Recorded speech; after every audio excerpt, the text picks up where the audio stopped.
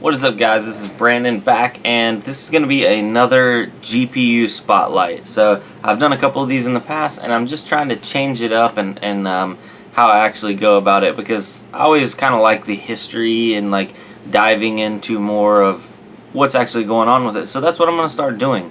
The graphics card for today is the GeForce GT 640, and this is actually a Galaxy card, which, you know, this company used to be huge, and they've kind of fallen off. I don't know if they went out of business or whatever. I'll look it up here in a second. But Galaxy used to make a ton of cards. I actually had a few of them, but this card was actually sent to me by a friend, and he wanted me to just do a review and see how it compared to some modern stuff. But basically, a quick overview of like what's going on with this card, and why they were designed. Previously, before, it was called the Fermi architecture, and then this was the Kepler. And the Fermi architecture was, they were adding a bunch more cores and just trying to get raw performance. They weren't actually trying to get any kind of efficiency out of it. But when they were switching over to the Kepler architecture, the 6 series, so that's your 640, 660, 680s, all that, they were trying to squeeze efficiency out of it. So there was only maybe a 10%, if that, performance jump, but there was a huge my cat's in the way. There was a huge jump in efficiency. Just looking at it, the previous GT 540 took 80 watts, and then the GT 640 got reduced down to a 60 watt TDP. So, I mean, just on this line of card, they cut down 20 watts, and also increased performance 10%. So that's a huge jump, huge gain. And obviously they did more as time went on, but they also introduced, not on this card, but on the higher end cards, GDDR5. So that was also another big jump. The lower end cards, the GTX 5 or 650s and downs, this is a 640. They still had DDR3. I'm gonna go. Oh, my cat.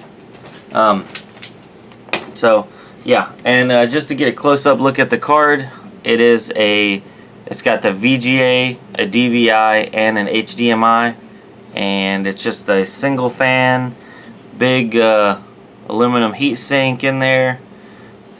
PCI Express 16. This is 2.0.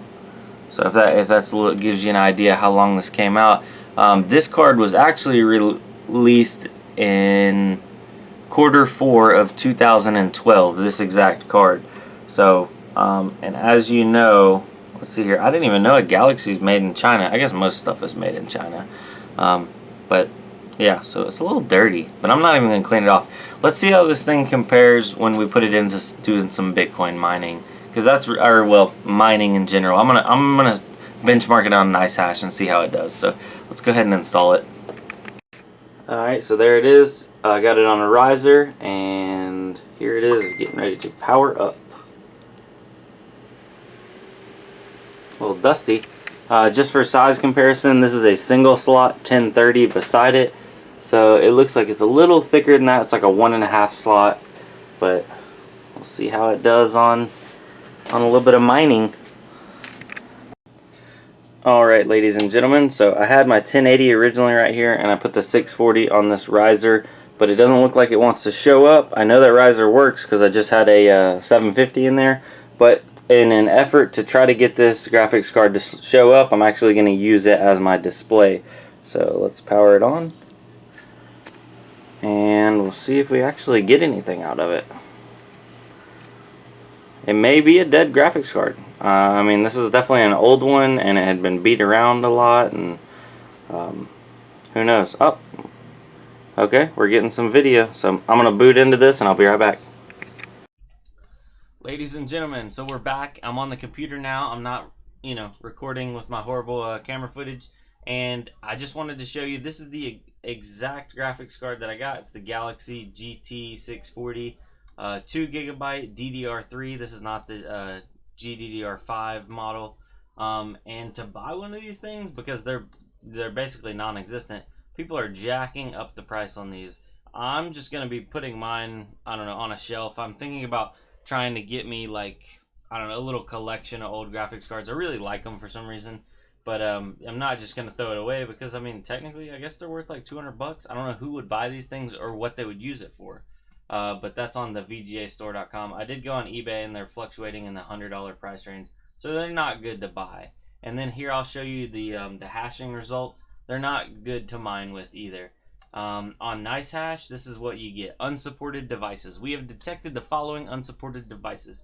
GeForce GT 640. Learn more, blah, blah, blah. Click here. It just says, you know, is old and ain't supported.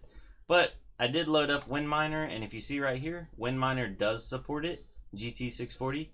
And here, I had to get a screenshot of hashing with it, because right now I'm using it as my display, and it does not like doing a whole lot at the same time. Like, it's just, I don't even know how this video is going to turn out because it's technically going through the GT 640 right now. But this is a good comparison because a 1050 Ti mining Zencash, getting about 165 sols. These are all stock clocks, no overclocks. That's like 31 cents a day on WinMiner. It's more than that if you direct mine and also mine Equihash on NiceHash. But just for comparison right here, a GT 1030 is getting 53 hashes, which is about 10 cents a day, and the GT 640 was struggling to hold 15 hashes. It was right at 14 when I got a screenshot, which is 3 cents a day. This card is absolutely 100% will not make a profit. It's a, what was it, 70 watt TDP card. So I mean, just in a day, you're burning 10 plus cents, and that's with cheap electricity. So every day you mine on this, you're going in the hole 6-7 cents, if not more. But you know, it is cool. It is an old card. I really like kind of featuring these old cards that I can get for basically cheap or relatively like close to nothing. If you have some old graphics cards that you'd be willing to let me, you know, review, I could send them back to you, or I could buy them off of you, or if you just want to send them in, like this guy did, that's great. He didn't want me to like feature his name, but if you do, like, I'd be willing to give you, you know, a shout out and show off your channel, whatever. I just really appreciate the gesture, and I kind of like, you know, really like hardware. There's something about it. So thank you guys for watching. If you want me to do more of these, please comment down below and let me know. I know the last one I did was with the 750, and I kind of want to dive more into the 7 series. I want to get me a 760 and a 770 because a lot of people said that they're actually less efficient than the 750s. So I'd like to put that to the test for myself. But thank you guys for watching. This is Brandon. I'll see y'all later. Adios.